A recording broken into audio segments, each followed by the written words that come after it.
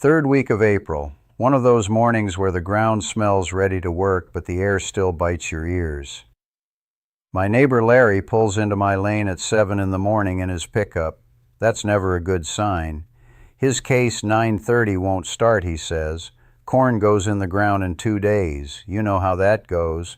Now the case 930 is one of the finest diesels JI Case ever made.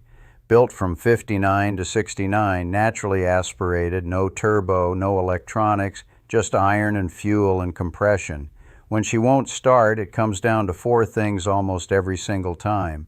First thing I check is air in the fuel lines. This is the sneaky one. It gets in overnight, especially if you've been running the tank low. Here's what you do. Loosen the bleed screw on your primary filter housing and work that hand primer until you see clean, bubble-free fuel. Then move to the secondary filter and do the same thing. Finally, crack those injector lines at the injectors just a half turn, crank it over until fuel pushes out, then snug them back down. 9 times out of 10, that's your problem right there. If you bled it clean and she still won't fire, now we're looking at glow plugs.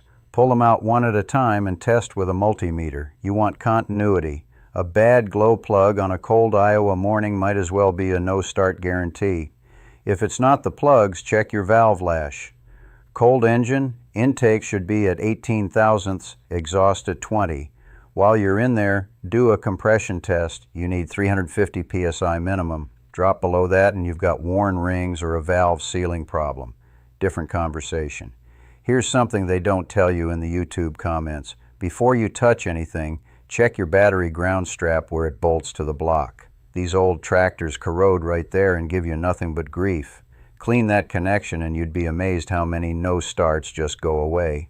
If you want the full service manual for your Case 930, torque specs, injection pump procedures, all of it, I've got them over at the manual store, links right below. Took Larry about 45 minutes to get that 930 running that morning. Thumbs up if this helped, and I'll see you in the next one.